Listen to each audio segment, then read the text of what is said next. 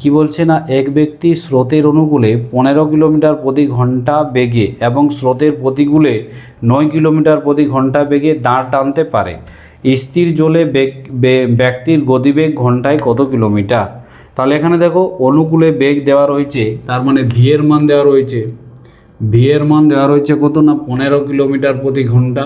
ঠিক আছে, 15 কিলোমিটার প্রতি ঘন্টা। এবার প্রতিকূলে বেগ দেওয়া রয়েছে তার কত না, প্রতিকূলে বেগ মানে ইউর মান দেওয়া রয়েছে কত না 9 কিলোমিটার প্রতি ঘন্টা। 9 কিলোমিটার প্রতি ঘন্টা। এখানে বলেছে যে স্থির জলে ব্যক্তির গতিবেগ ঘন্টায় কত কিলোমিটার। তোমাদের আরেকবার দেখিয়ে দিচ্ছি। ভি সমান আমরা কি বলেছিলাম না, অনুকূলে বেগ সমান স্থির জলে ব্যক্তি বা নৌকার বেগ প্লাস হচ্ছে স্রোতের বেগ। আবার ইউ স্রোতের প্রতিকূলে বেগ সমান কি বলেছিলাম, স্থির জলে বেগ এক্স মাইনাস হচ্ছে স্রোতের বেগ। এখানে যদি স্থির জলে নৌকার বা ব্যক্তির গতিবেগ বার করতে হয়, তার মানে এক্সের মান, তাহলে দুটোকে যোগ করতে বলেছিলাম, তাহলে ওয়াই ওয়াই ক্যান্সেল হবে, তাহলে কি হবে না 2x সমান কি হবে ভি প্লাস ইউ। ঠিক আছে, ভি প্লাস ইউ, তাহলে এক্স সমান কি হবে না ভি প্লাস ইউ বাই কি না 2।